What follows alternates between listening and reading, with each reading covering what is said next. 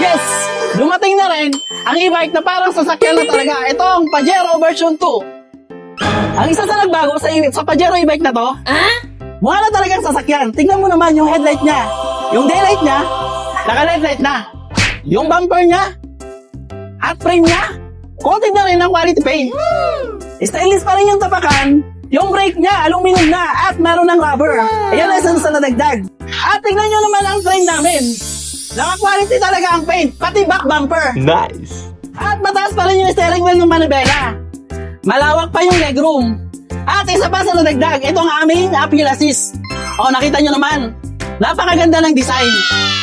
At ito lang ang e-bike na ganito kaganda ang fender. At tingnan nyo naman ang disc brake.